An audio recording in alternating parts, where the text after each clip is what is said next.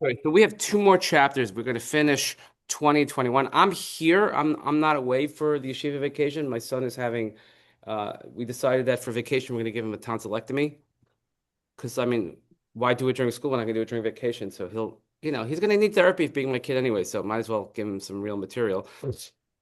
Anyway, so I'm here next week, so I plan to give the share next week if everybody's around, by all means. But we have two chapters left, really exciting. So we have to do the two. We'll do one long chapter today, one long chapter next time, and then we have to tie it all together, and then we conclude the. It's probably a locksmith. Then we conclude the book of Shoftim, and I'm not even going to ask. We're just going to keep going because every time we go through this, we're just going to keep going. I think the next thing we'll do the next sefer in Navi, and we'll learn about the history of our people. Okay, so chapter 20.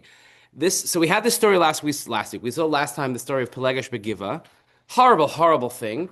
The soap opera's got nothing on us, as we say. And now we have the reaction to the story of Pilegesh Begiva. Okay? Remember, the last thing we saw is he decided that after she died, here's what I'm going to do. I'm going to cut her up into 12 pieces and send her around, and let's see what the reaction is. Well, the reaction is not a very, very good one. So, Vayetzu kol bnei Yisrael v'tikahel ha'ida ish echad l'midan v'ad Beersheva ve'eretz hagilad el Hashem hamitzpah. The children of Israel, they went, and the assembly, they gathered together. Ish echad. Now, by the way, when we hear the word ish echad, what do we think of? We always think of Matan Torah. Because it says that when the Jewish people gathered at Har Sinai, it says ish echad b'lev echad. Right? Because it says, that's Rashi's comment there, meaning they were so unified in their horror, in their indignation about what happened, okay, from Dan to Beersheva and the land of the Gilad. Like this is like everybody from all over the expanse of Israel and even beyond. And Gilad is in the Transjordan, okay, and they come to mitzvah like we have to do something about this. That's how upset they are about this, right? Kind of like you see all those people that made encampments at universities because what the atrocities that were happening in Gaza, the same encampments and everything are taking place because the atrocities taking place in Iran right now. The protests are deafening of how many thousands and thousands of people are screaming with righteous indignation about how Iran is killing their own citizens.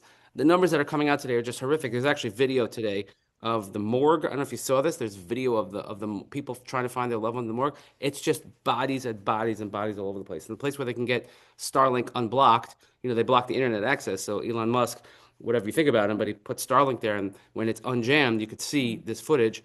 But it's funny how the world, yeah, I don't know. Maybe it's just me. Okay. Anyway, Vayisiatzvu pinos kol kol shiftei Yisrael bekal am Elokim, arba meos elef ish ragli sholef cherev.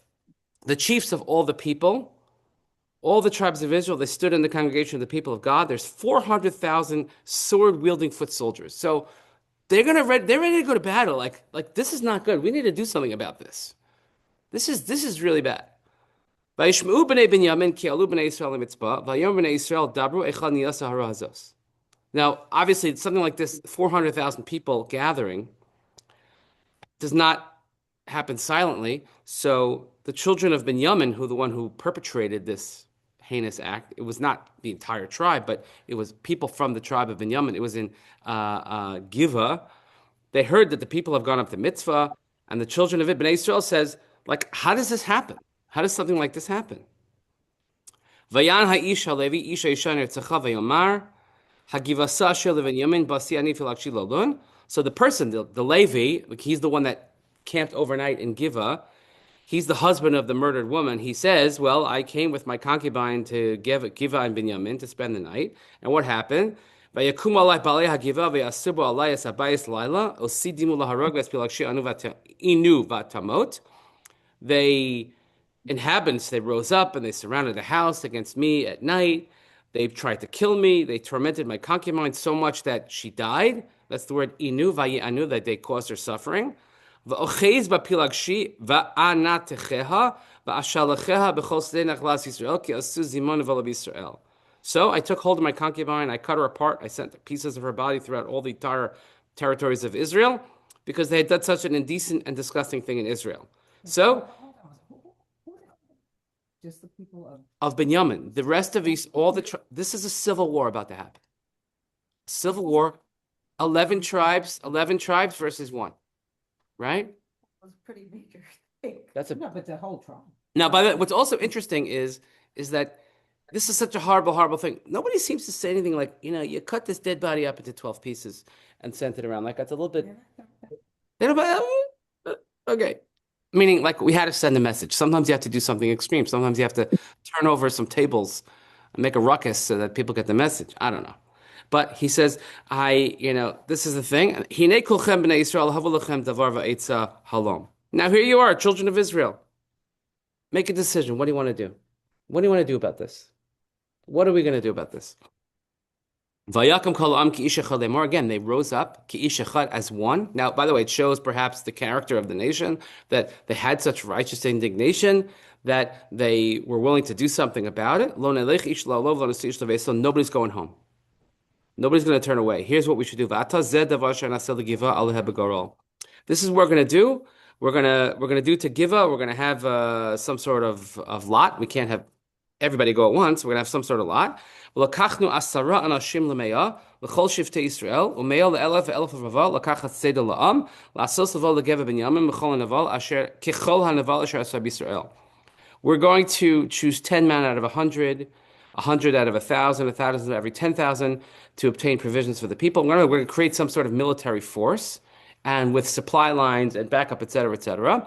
So they can act when they have to go to Geva Binyamin, and accordance with the disgusting act that was committed amongst the people of Israel. And and they all arrived together as one man, chaverim. Right? It's by the way, it's such a great chiddush that all the Jews came, but they also came as chaverim. Okay, um, there's nothing that can make you have a disdain towards Jewish people more than spending time with Jewish people. I say it all the time. Like my Rebbe said, it's very easy to love Judaism, very hard to love Jews. Not, uh, like just spend time in like Ben Gurion Airport or I don't know, or anywhere. Or, oh, go to Florida next week for your Shiva week. They always have to issue these like PSAs, you know. When you're going out, please be mindful that there are people that live here full time and be nice and clean up after yourselves in the restaurants and blah, blah, blah. I mean, we don't do ourselves any favors. What can I tell you? Okay, now, before we go further, what do you think the right approach should be? If I'm asking you, let's say you're all representing different tribes, okay? There are 4 boxes here, so we have half the tribes are here. Half the tribes are represented. I ask you, I put it to you, leaders of the tribes, what do you think we should do because this terrible thing happened? I think they should just take the ones that were more involved, not fight the whole tribe. Okay, so well, because we don't know what's going to happen yet. Oh, so Shelley from the tribe of what tribe are you from? Tribe. She's the tribe of Yehuda. Interesting. You pick a leadership tribe. They're the ones that go first. I like that. The tribe of Yehuda. Um, she says that we should go and just find the perpetrators. Now, how do you find the perpetrators? You have to go. You have to investigate. You have to have a commission of inquiry, something which is not happening right now as well, which is said Meraglim. Okay, so what tribe are you from?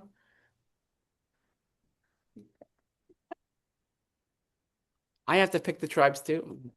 Okay. So like that would seem to be the. I would also suggest that maybe we should offer to the tribe of Binyamin to handle this internally and say, Binyamin, we're really, really upset about what happened, and this happened under your roof. This is in your house. Are you from? I am not from Binyamin. I'm from Levi. Maybe so I don't get involved in these things. Yeah, well, no, they're the one, the perpetratees. Yeah, they got perpetrated upon. But Levi doesn't have a tribe per se in this sense. So I would go to Binyamin and I would say, listen, Binyamin, you need to handle your business. You need to figure out what's going on and take care of this. Okay, so that would be the logical thing to do. But let's see what happens. Vayishlchu, pasuk Yud Beis. Vayishlchu shiftei Yisrael anashim b'chol shiftei Binyamin leimor maharu azos asher nisa b'chem. So the tribe of Israel, okay, that's it. They sent clans to Binyamin, and they said, "What in the world happened? Like, how does something like this happen? Like, please explain it to me." Ve'ata tenuas anashim b'nei Eliyahu asher b'gava unimisem univarara amisrael v'lo Avu Binyamin Lishma B'Kol Hachem B'nai Yisrael. Ah, and that's what they do. They said, turn over the lawless men who are in Giva, and we'll put them to death because this is considered a matter of national security. This is considered that they felt, and the Mefarshim go bananas over here trying to say like it was like acting like because they're all unified. It's like a king. It's an affront against the entire nation. All these things that take place are so gravity weighted with importance that they had to act. But they said, Benjamin, give us the perpetrators so we could take care of this. Like, you need to root them out. But what's the Which response? is exactly kind of what you were, that they did come to them first. Exactly, Well, exactly. But this then it this is the says, way it's written. oh, the creek sieve. I don't know why there's a. Yeah, because it says velo, because it's creek sieve. It says velo avu b'nei Binyamin or Binyamin. It's written. I'm sorry, it's read, but it's not written. It's a creek sieve. So But it is the yeah, but bottom. it's red. If you look on the side it should say that there's a creek sieve. Yeah, on the bottom. Right, right, yeah. Why? I don't know why that's a creek sieve here. I don't know. People look. That's Uh, yeah, in parentheses, right. Yeah, in right. Well, parentheses. yeah, the mine also, you see, it has in a bracket and it says b'nei. And It this says says kuf it's a lo lot. kaf, means kri v'lo ksiv. It's not that, but and that's fairly common in Tanakh that happens. There are a lot of much more than we have in Chumash, by the way. So it says that the children of Binyamin refused to heed the voice of their brothers. So they dug in, which is not speak well of Binyamin. Okay. Um, they they it was their responsibility. They had to root out the evil in their midst, and they refused to do so. So that's already now taking a bad situation and we're going to worse. Sometimes, we'd rather like go down with a sinking ship than admit guilt or admit that something's wrong, or admit there's a they're going to go down fighting like this, okay? And notice the way it was, lishma b'kol achtehem b'nei Yisrael, to listen to the voice of their brothers. These are your brothers. Vayesafu b'nei Binyamin min harim hagivasel l'teisim l'chal b'nei Yisrael. So not only that, but they now get ready for war. Children of Binyamin were gathered together from the cities of Giva, and they're ready to go to war with the rest of the tribes of Israel. Vayispaktu b'nei Binyamin bayamahu meharim 26,000 ish sholev cherev levad miyoshvei hagiva hispaktu shva me'os ish bachur v'kol hamazeh shva me'os ish bachur iter yad yimino kol zeh koleh be'evan el ha-sa'ara v'lo yachati.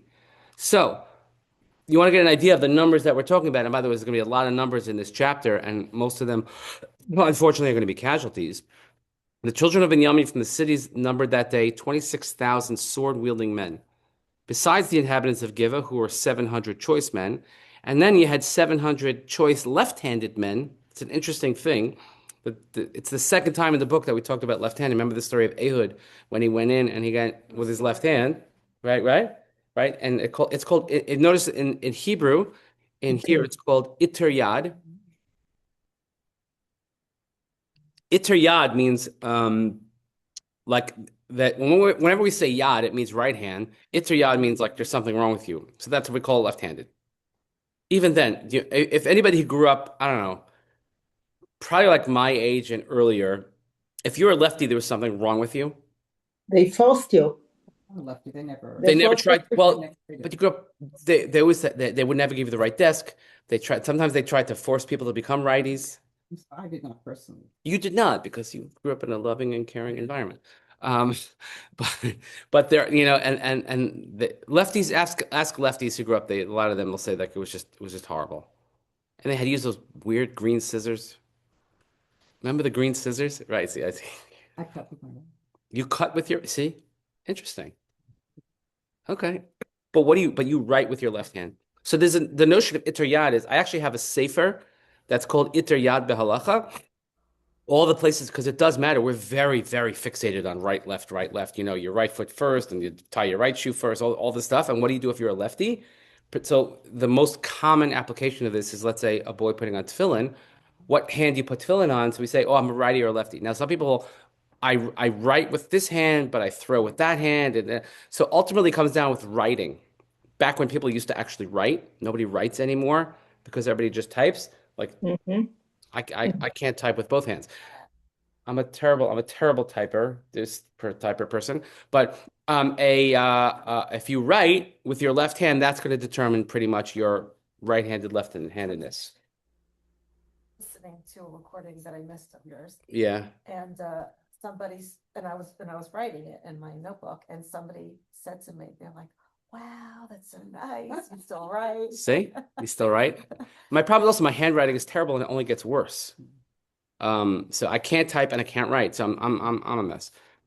And I refuse to use ChatGPT. I won't do it. I can't do it.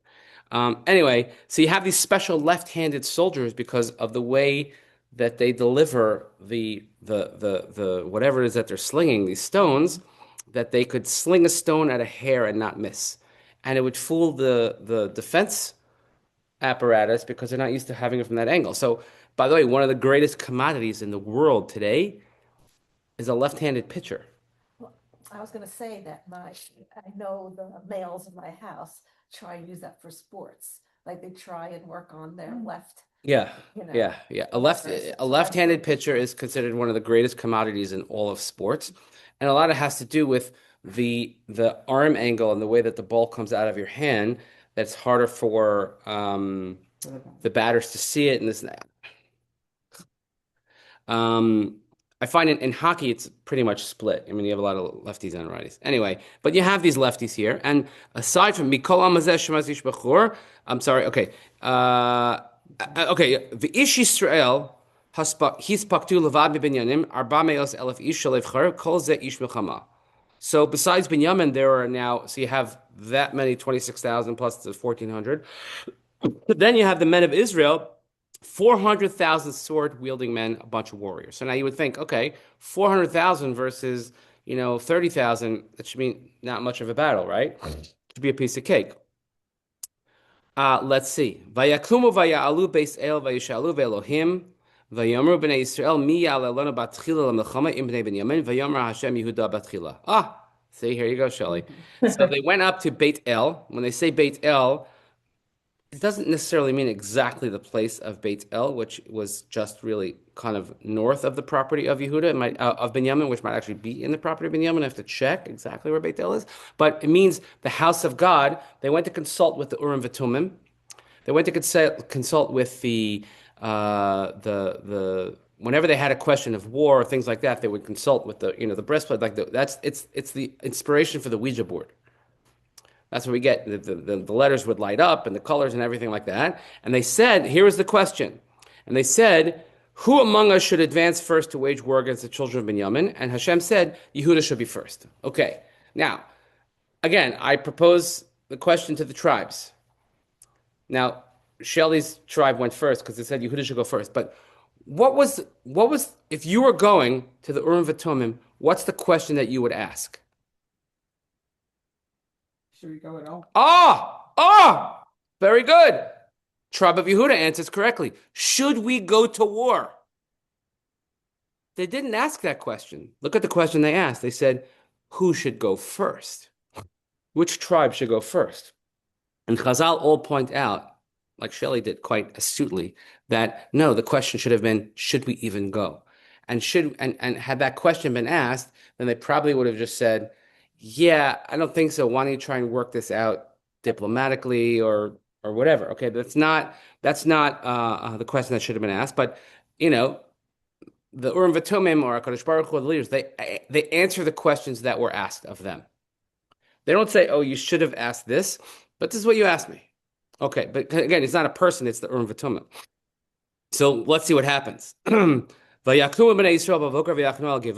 up in the morning. They encamp against Giva, and then Vayetze Ish Yisrael Lamechama Im Binyamin Vayachu Yitam Ish Yisrael Mechama Es Hagiva. So the Jewish people, children of Israel, they go out to war against Binyamin, and they go against, they're preparing themselves for war against Giva. Vayetzu Bnei Binyamin Gaveh V'Yashchis to Yisrael B'Yamahu Shnayim V'Esrim Elef Ish Arza. Whoa! Binyamin greets them. Yeah, okay, you want to fight? We're going to fight. And they destroyed 22,000 men of the Israel troops. 22,000. That is an astonishing number. Okay, and they were completely outnumbered, and yet they were defeated handily. I'm sure that Binyamin lost a few along the way, but certainly it's not recorded. And they say that this is a direct result of how they asked the Urim V'Tumim. Had they asked the appropriate question, they would have gotten a different answer. But the fact they show a little bit of hubris of saying, "Oh yeah, we're going to go to war," and we'll see that this happens again, and it's not until the third time that they get it right.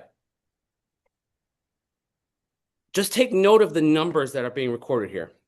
And also, just like we're kind of like casually reading it, but this is brother against brother. This is a tribe against tribe. These are neighbors. It could be that they had tribes that were married one to another. They had relatives. One of the fascinating populations in Israel, stuff that sticks in your mind, is the Druze community. And the Druze community, which are fiercely, fiercely loyal to wherever they live, by the way. So Druze are fascinating because they believe that they're not Muslim, but they are. They don't believe in Islam, but they believe that their Rebbe is Yisro. Everything stems from Yisro, and they're very loyal, but they live mostly in the north of Israel. There's actually if you have a chance, you're going to be in Israel. There's a fascinating place called Basma. It's in a place called Julius. Julius is a Druze town, one of the many Druze towns. Our federation has a partnership with Khorfesh. Khorfesh is even further north than Julius. It's a little bit closer to Lebanon, but Julius is a place called Basma, and there's a woman, and her husband was a very high-ranking general in the army. Actually, a lot of Druze soldiers end up in Golani. And he was a high-ranking general. He was in the military directorate. He was involved in military counseling for the government. He was killed in the terrorist attack, I believe. But she has a restaurant. She named the restaurant after her husband. And The kosher was? so then after October 7th, she wanted to feed all the soldiers that were coming up, and then they had to say, like, I'm sorry, it's not kosher. So she shut down her restaurant, called in the Rabbanut, and they koshered her entire restaurant. They have a full-time mashgiach in this serving Druze food. This is the only full-time kosher Druze. It's worth going just to hear her story. Really fascinating. But with the way they talk about what happened with when Syria fell, and then they were going after their cousins, their brothers, their Druze. The Druze were in the south of Syria, also the north of Israel, south of Syria. And then they just started crashing the gates. They just going in to save their brothers, right? And then at a certain point, the Israelis, the soldiers, like just go. Like we're not gonna stand in your way. That's a very interesting, but that's brother against because and they never want to fight against their brothers. So they were always it was a very like tenuous thing. There's a further complication. Remember from 2018 when we had the nation state law and that whole thing that they were very offended by that and they haven't forgotten about that, but that's something we have to fix. But the notion of brother against brother, I mean, we're very good at that, unfortunately, but we're very good at it in like yelling and screaming way, or at the classic story. Let's say before October 7th. And then every Saturday night, everybody would go to Kaplan and they would demonstrate. You're demonstrating against the judicial reform. You're for the judicial reform, whatever it is. Yelling, screaming. And by the way, what was the symbol of those protests? It was the Israeli flag on both sides. So much so that when there was like somebody leaving the protest and somebody's coming and they're clearly on different sides of the issue, they would be like, "Do you want my flag?" Like. So that's like that I could buy into. Yeah, yell and scream, it's like the Knesset, the way, but to go to battle, to fight with one another, and so when you see Jews really fighting with one another, it's very, very painful. It's very hard to see. But so they're killing each other. It's real civil war. Okay, 22,000.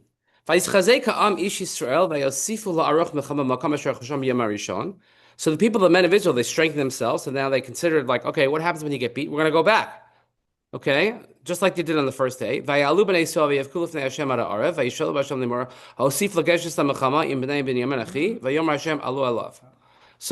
then they went up, they cried before Hashem until evening. They asked of Hashem, should we once again approach for war against the children of Binyamin, my brother? And Hashem said, go.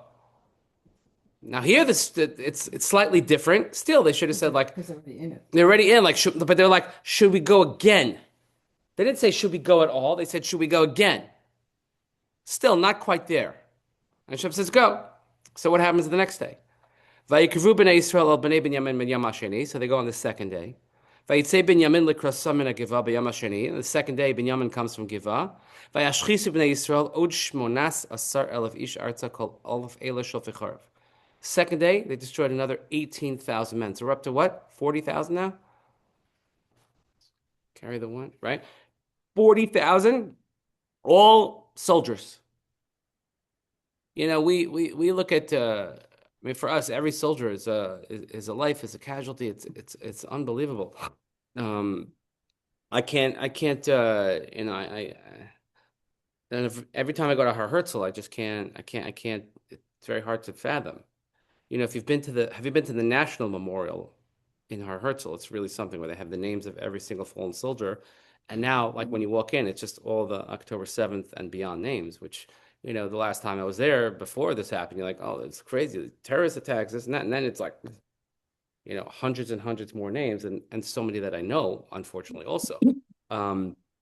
It's really something. So now they're up to 40,000. Same thing happens. Vaya alu. So now what are we going to do? Vaya'alu kol b'nei Yisrael v'cholam v'yavo beisel v'yivku v'yishu shalom v'nei Hashem v'yatzumu b'yamahu ad ha'arev vaya'alu alosu shalom v'nei Hashem. It's like, clearly we need a different approach. So they go from the battle and all the nation, they go again to the house of God. And here, now we have a little bit of contrition. Vayivku, they cry. They sit in front of God. Vayatzumu, they fast. They bring olos, shalamim, they bring karbanos in front of God. Vayishalu b'nei Yisrael b'Hashem, and then they ask Hashem, V'shem aron bris Elokim b'Yamahem, and of course they have the ark, the holy ark of the covenant, and Pinchas ben Elazar ben Aharon omed lefanav, and they have the Kohen Gadol, Pinchas ben Aaron. That this also gives us an idea of the timing of this. Remember, this is not necessarily chronological. Maybe this happened more in the beginning of the story of Shoftim. We're not sure, but Pinchas is still around. Okay. Lemor ha'osif od latzeis lamilchama im bnei Binyamin achim im echdal. Now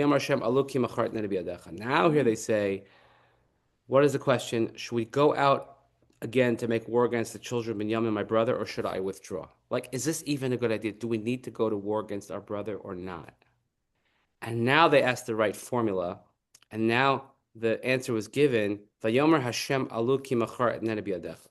So, not that Hashem is saying that we should have civil war, but the act was so heinous, and it was only exacerbated by the fact that the people of the tribe of Binyamin defended their own and did not at first try to ameliorate those that were coming and saying, like, let's find out the perpetrators and we'll handle it.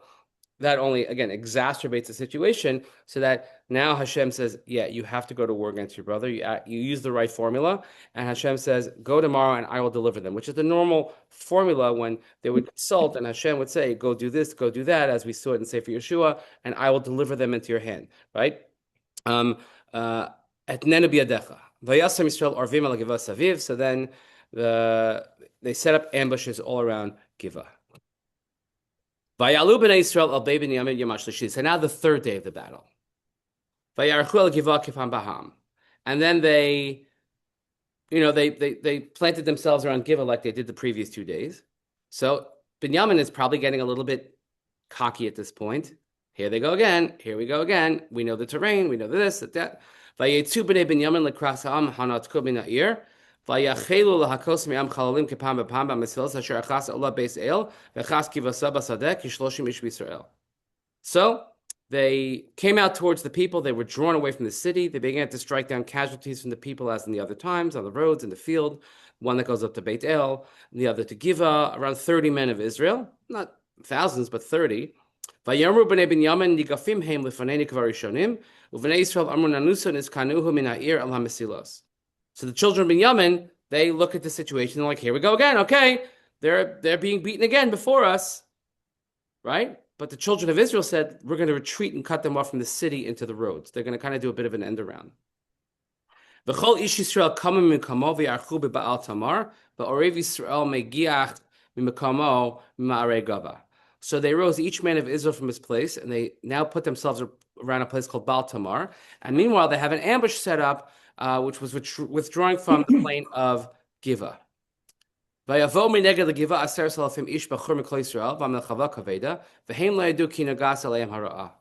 they arrive opposite Givah. Now we have 10,000 soldiers of Israel, and there's a very intense battle. But the tribe of Binyamin, they didn't realize what was happening to them. They didn't realize that they were outsmarted.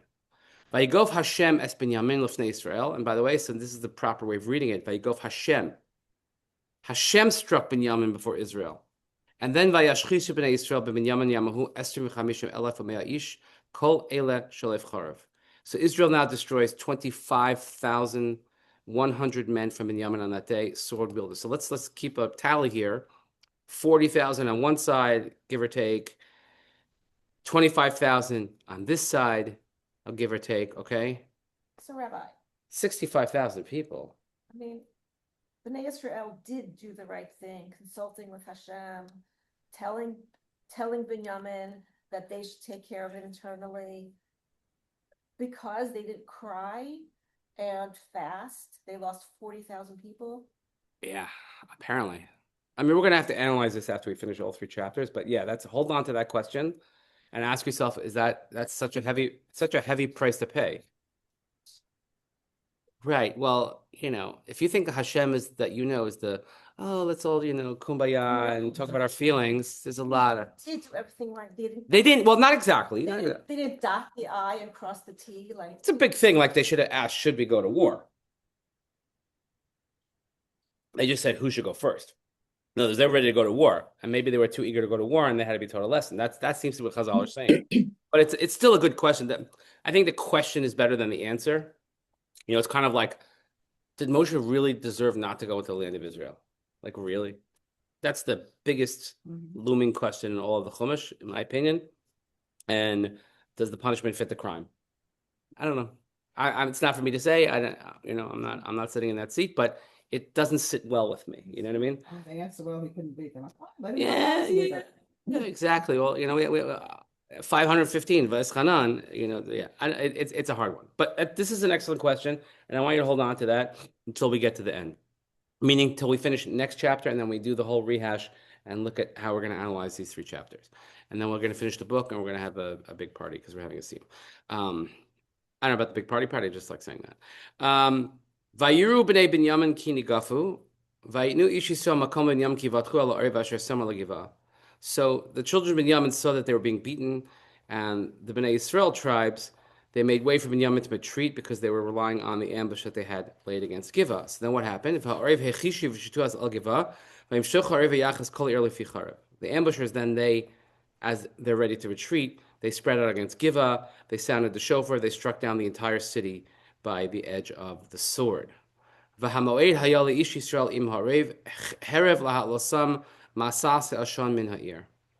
they had a sign. The signal between the men of Israel and the ambushers, they would send up a thick column of smoke from the city. The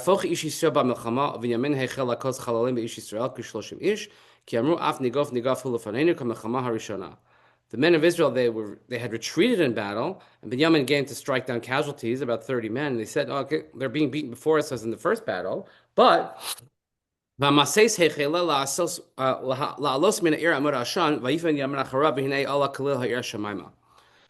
the Binyamin, as they're striking down these casualties like they saw before, as the smoke rises from the city, a pillar of smoke, the army of Binyamin, they look behind and they say, oh, the entire city was going up in smoke. And they figure like, oh my God, this can't be good. Okay. The men of Israel, they turn around. The men of Binyamin became terrified because they realized that the evil had befallen them. And then Vayifnu lifnei ish Yisrael al derech hamidbar v'hamilchama hidbi tehu v'asher meharim ashchisim oso besocho. They turned before the men of Israel to flee towards the desert, but the army of the battlefield overtook them, and the ambushers of the cities destroyed them within it. So they got him in the front, they got him in the back, retreating, a whole thing. There's so much detail about a lot of detail about the battle. Correct. We're going to look at all this afterwards when we wrap this all up. Kitruis Binyamim hirdifuhu menucha hidrichuhu anocha chagivim mizrach shamash. They surrounded the army of Binyamin, they pursued it, they trampled it. Wherever it tried to rest, they went after it until opposite Giva towards the east. Now here's the numbers. Here's the recap. Vayiplu mi Binyamin shmona asar elef ish es kol el anshe chayil. They lost another 18,000 men of Binyamin. Okay? All of them anshe chayil, brave soldiers. Vayifnu vayenasu hamidbar el sela harimon. Vaya'olaluhu b'mesilas chameshes alafim ish. And others, they turned and they fled to the desert, to the rock of Rimmon, the desert, maybe Mitzpeh Rimmon. They opened a hotel there, which is really nice, Bereshit Hotel, I don't know. And the children of Israel, they killed the stragglers on the road, another 5,000 men, and they overtook them until Gidon, where they were struck down. 2,000 men, 25,000, 18,000, 5,000, 2,000. It's like just rolling up the numbers like it's nothing, right? Vayihi kol hanoflim Binyamin 25,000 ish shalev cher b'yamahu es kol elan shechal. So when we said 20,000, it was 18, it was 5, it was 2. All these, that's how we got the total of 25,000, which gave us at the beginning. So they lost 25,000 men. All those who fell from Binyamin, 25,000 sword-wielding men, all from men of valor. Vayifnu vayinusam midbar al sela harimon sheish me'osei ish. Vayeshvu b'sel Rimon arba chadashim. 600 men, they turned, they went to the desert, to the rock of Rimmon. They stayed there for 4 months. And then the Ish Yisrael Sheval B'nei Binyamin V'akom Lefnicharav Me'ir Mesomad Behema Ad Kol Nimsa Gam Kol Nimsa Shilcha V'Eish. And the men of Israel went back to the children of Binyamin, and they struck them down by the edge of the sword. They populated cities, to animals, to everything else that was found. The cities that they discovered, they set on fire. So this is like Binyamin did not do too. And by the way, that 25,000 of a tribe plus severely depletes their numbers as an entirety of a population. You could look up at the end of Bamidbar how many were there when they came in, like all these things, but it's a big deal. It's just I found one really interesting note here. Extent of the destruction. The extent of the destruction was vast. 25,000 fighting men. The cream of Benjamin's young male population fell in battle, and many of the tribe's cities were razed with a Z. In the process of mopping up the remnants of Binyamin, the tribes killed people and livestock wherever they found them, including women and children, thus nearly decimating the tribe of Binyamin. By the way, when we look at the story of Tu B'Av, we're going to see later, and we'll get to this in the next chapter, but it says that's when they allowed the tribes to intramarry, so that they could help repopulate the tribe of Binyamin. All right, because how do you get those numbers back up? The commentators note that the verse 15 speaks of 26,700 Benjaminite warriors, but this only says 2,500. Okay, and 600 who found refuge at the rock. Where were the other 1,100? Commentators suggest that they fell either in the first 2 Benjaminite victories or in attempting to defend the cities against the depredations described. They also note a tradition, that this I just found very funny, that these fugitive Benjaminites fled and settled in Europe, some say in Romania. I'm just reading the article, it doesn't say who says that, but some say in Romania. So if you want to know, and then they became like pseudo quasi-Hungarians, and they had chandeliers, and I don't know if Romania was even around then. I don't know. It's funny. I don't know. So the last chapter is now we have kind of like, okay, what do we do here? And how do we like fix what just said? We just killed the tribe of Israel, which is the ultimate, this whole book of Shoftim, which is sort of like if you had to map the book of Shoftim, it's just on a graph, it'd be like down, down, down, further away from Sinai, further away from the desert experience of the Torah. And here we are in Israel, and the Shoftim, the conquering and this, and the Shoftim are great, but then it's just lower. And this is how we end the book. Like, this is what's going to take us into the period of kings and prophets is civil war. Really, really, really tough pill to swallow. So that's this chapter. So the next chapter is going to reassess it, and then we're going to bring it all together, God willing. So the next chapter, not quite as long as this one, it's 25 psukim, and hopefully next time we'll be able to bring this all together. So those of you in Florida, I hope it rains every day. No. I hope you enjoy yourself. Chas v'shalom. You should enjoy your families coming to visit. Enjoy all the wonderful, wonderful Jews that are coming down for their annual pilgrimage, known as Yeshiva Week Vacation. And we once went to Orlando with Erica's family to Disney World during Yeshiva Week. Never again. It was awful. You could become an anti-Semite. It's a terrible thing to say, but it was really awful. I understand. Never again is now. That's never again is now for sure. Yeah. It is rough. It is rough. The JetBlue flight.